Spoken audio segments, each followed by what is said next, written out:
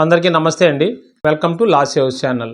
ఈరోజు ముఖ్యమైన topic properties గురించి. అంటే పురుషుడు కానీ ఒక స్త్రీ కానీ ఉన్నటువంటి ఆస్తిని వాళ్ళ తదనంతరం ఎవరికి చెందుతుంది అనే అంశాన్ని మనము ఈ వీడియోలో తెలుసుకుందాం. ఇది హిందూ వారసత్వపు చట్టం ద్వారా తెలియజేయబడుతుంది. హిందూ సక్సెషన్ యాక్ట్ 1956లో ఈ వివరాలు క్లియర్గా చెప్పబడ్డాయి. Let's move in to the topic. ఒక పురుషుడు చనిపోయిన తర్వాత అతని ఆస్తి ఎవరికి చెందాలో, ఒక మహిళ చనిపోతే ఆమె ఆస్తి ఎవరికి చెందాలో హిందూ వారసత్వ చట్టంలో ఈ రెండింటి యొక్క తేడాని చెప్తూ తెలియచేసింది. అదేంటో ఇప్పుడు ఖచ్చితంగా ఈ రెండుని కంపేర్ చేసుకుంటూ చూద్దాం. ఒక పురుషుడు చనిపోతే తరువాత చట్టాన్ని అనుసరించి ప్రాపర్టీ 4 రకాలుగా అంటే 4 కేటగిరీస్గా ఉంటుంది. మొదటగా ఒక పురుషుడు చనిపోయిన తర్వాత అతని యొక్క స్థిరాస్తి కానీ ఏదైనా ఆస్తి కానీ అతని కుమారుడు, కూతురు, భార్యకి చెందుతుంది. ఇది మొదటి విధంగా జరుగుతుంది. వారు లేని పక్షంలో 4 తరాలకు ఇది యాక్టివేట్ అవుతూ చెందుతుంటుంది. అది ఎలాగో కూడా చూద్దాం. రెండవ కేటగిరీలో చనిపోయిన వ్యక్తి నాన్న, చనిపోయిన వ్యక్తి యొక్క అన్నదమ్ములు, అక్క చెల్లెలు, వారి పిల్లలు వారికి చెందే అవకాశం ఉంటుంది. వారు లేకపోతే అప్పుడు కేటగిరీ 3 వారికి చెందుతుంది. 3 వారు అంటే హిందూ సక్సెషన్ యాక్ట్ ప్రకారము ఏ వ్యక్తి అయితే చనిపోయాడో ఆ వ్యక్తి నాన్న వైపు బంధువులకు పెదనాన్న, చిన్నాన్న అంటారు, అలాంటి వారికి చెందుతుంది. 4వ కేటగిరీని కూడా పరిశీలించాలి. ఏ వ్యక్తి అయితే చనిపోయాడో ఆ వ్యక్తి యొక్క అమ్మ తరపు బంధువులకు ఆ ప్రాపర్టీ చెందే అవకాశం ఉంటుంది. వరుసగా చూసుకుంటే కేటగిరీ 1 వారికి, మరియు వారు లేకపోతే కేటగిరీ 2వ వారికి, వారు కూడా లేకపోతే కేటగిరీ 3వ వారికి, వారు కూడా లేకపోతే కేటగిరీ 4వ వారికి ఈ విధంగా ఆస్తి సంక్రమించుతూ చెందుతూ ఉంటుంది. హిందూ వారసత్వ ప్రకారం పురుషుడి ఆస్తి ఆ విధంగా సంక్రమిస్తుంది.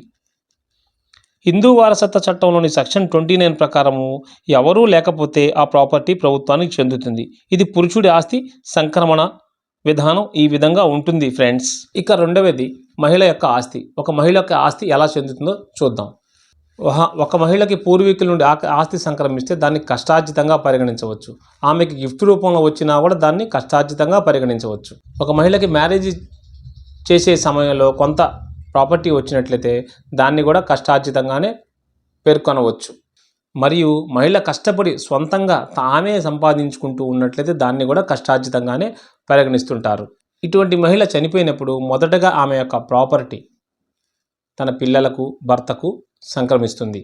భర్త, కొడుకులు, కూతుర్లు లేకపోతే 2వ కేటగిరీలో భాగంగా భర్త తరపు వారసులకు వస్తుంది.